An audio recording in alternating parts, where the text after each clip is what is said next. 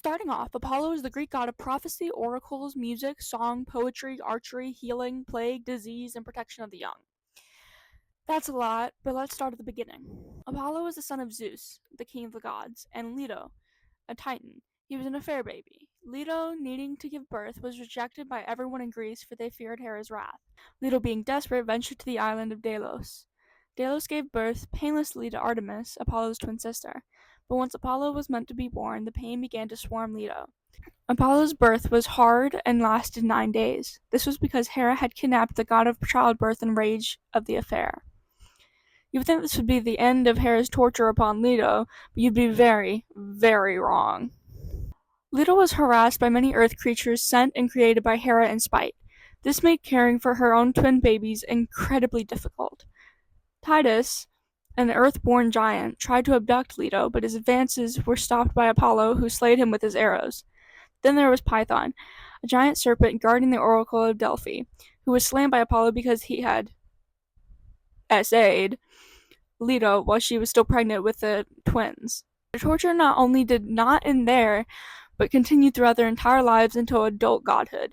Moving on, Apollo controls the sun, but that's not the only thing he does. He has a lot of other jobs, including being the god of music and song, which is why he's always portrayed with a lyre in his hands. The lyre is a small U-shaped harp with strings fixed to the crossbar, typically found in ancient Greece or Rome. How does he get this lyre, you may ask? Well, here's the story. When Hermes was very young, like an infant, he stole 50 of Apollo's sacred cattle from their pasture, tying brooms to their tails to cover the tracks as they walked. When Apollo returned to his cow pasture and found that the cows had gone missing, he ran to his father Zeus. Zeus, being tired with this bullshit, made Hermes reveal the hiding place of the cows. Apollo, still furious, counted the cows and noticed 2 were missing. Hermes then played an enchanting tune for Apollo and offered the god his lyre. Apollo accepted the offer and took the lyre in place of the 50 cows. Again, moving on, Apollo was the god of plague and healing. We know this from the story of Apollo versus Agamemnon. The story goes like this. Agamemnon planned to take the daughter of a priest who was a devotee of Apollo. Agamemnon promised to marry her off to Achilles, but when the marriage was to be done, instead of walking her down the aisle, Achilles killed the woman. This enraged Apollo, which he placed a plague upon the soldiers, killing and infecting the army for 9 days. Agamemnon then built a temple for Apollo and sacrificed 100 cattle as Calchas said to him. Apollo then forgave the king and revoked his plague upon the men. Now I present to you Apollo's tragic love life. We have 11 main subjects: Cyrene, Ion, Oria, Advane, Cassandra, Thyre, Rhodio, Coronus, Dryope, Daphne, and Hyacinthus. Now we're not going to dive into all 11 because frankly I don't have time for that and neither do you. But we're going to dive into the most known 2, Daphne and Hyacinthus. Hyacinthus was a beautiful Trojan prince, well beloved by Apollo. We don't know much about their upbringing, but we do know about their downfall. Hyacinthus, who had a love for discus, was playing with Apollo.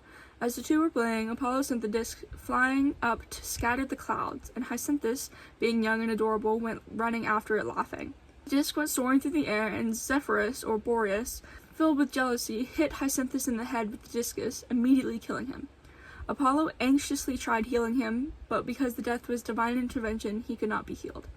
In honor of his lover, Hyacinthus was then turned into a hyacinth flower in his memory. Secondly, we have Daphne, or who most people know as the nymph who was turned into a laurel tree. The story goes like this. Apollo had spotted Daphne in a field singing, and enchanted by her singing and beauty, Apollo said he must have her. Apollo, becoming a suitor, soon goes after Daphne so relentlessly that Daphne cries out to Gaia. Gaia, in sympathy, blesses the nymph by turning her into a laurel tree to escape Apollo. Apollo then weeps to the tree, and to honor her, he declares his sacred plant as the laurel tree. That's it for his lovers. Now on to the interesting part. Random facts that I've collected over the years. First off, Apollo comes from the Greek word apollumi, which means to destroy. Apollo was also surprisingly known as Phoebus, which means the bright one. He was born on the 7th month of the year, which created 7 as his sacred number. He is represented by a wolf, dolphin, python, mouse, deer, and swans.